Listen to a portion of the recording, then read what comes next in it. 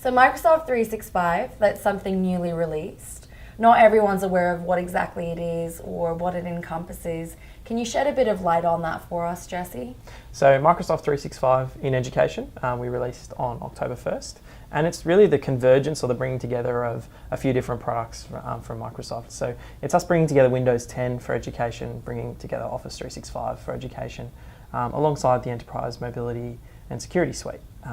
And so all of those different products combined. Now, for those who aren't familiar with EMS, that includes things like Azure Active Directory Premium, as well as things like Intune and Intune for our education customers. Now, to kind of wrap all of that around, we've also added Minecraft Education Edition, which of course is one of our applications that really is focused around science, technology, engineering and maths skills. Phenomenal. So just to clarify then, it's got Office 365, Windows 10, essentially a suite within a suite, which is Enterprise Mobility Suite, or EMS as you've referred to it as, and Minecraft for education. Is that right? That's right, yeah. So it's a big sort of bundle of products. Yeah. And a big rationale for doing that is when our customers go through and do their licensing renewals and choose which products they need, we've thought, and based on customer feedback, we know that it would be much more simple if all those frequently used products were really bundled together. And what we've actually done in doing that is provide two steps. So an A3 step and an A5 step, in which we sort of enrich the amount of features available in A5, and A3 is sort of the lower end step. So would that be comparable to what was traditionally done by Microsoft in past around Office 365 in terms of the different sub-levels that you could enter that sort of software licensing for? Yeah, that's right. So we've had these different kinds of levels for a long time now, so most people will be pretty familiar with them. We have them for each individual product today. But what we've done is we've streamlined a lot of this, and that was the big rationale, was to streamline, make this more simple. So now when you buy Microsoft 365 A3, you get Office 365 A3, you get Windows 10 for education A3, right.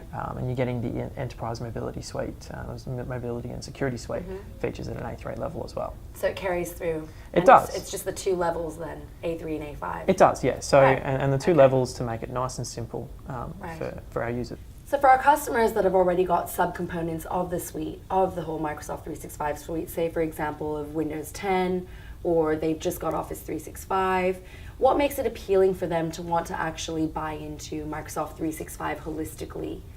Yeah, so I think the simplicity and the way it's been bundled. So we've taken a lot of different standalone products and we pulled them all together. And obviously that leads to some efficiency around pricing. So we've improved on that part as well as the simplicity part.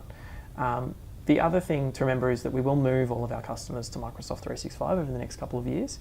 And if you're a school that licenses individually, so you're not part of a big buying group, so you're not a Department of Education, you're not a Catholic diocese, you'll probably move a bit more quickly than some of the other areas. But we'll communicate messaging around how we'll move you and what that all means. So to pick up on a point you made mention there, Jesse, around student use benefit, what used to traditionally apply to Office 365, Windows, even Minecraft, does that carry through the suite?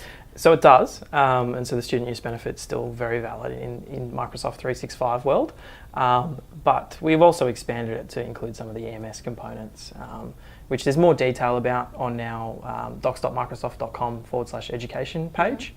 So that's really where I would direct people to go if they want to find out more about that. Sure.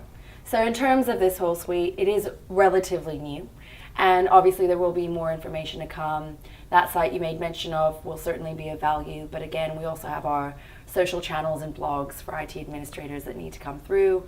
Any parting words of advice, any last words of wisdom for us? Yeah, so I guess in closing, it would really be to check out the ITIQ blog. It'd be check out the docs.microsoft, which I've mentioned, but also to keep up to date, like you said, with our social channels.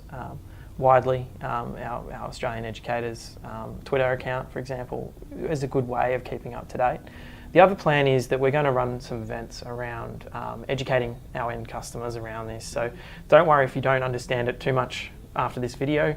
There's a long plan of making sure that you will get to the point where you're comfortable about this as it rolls out into our customers. Brilliant. Thank you so much. Great.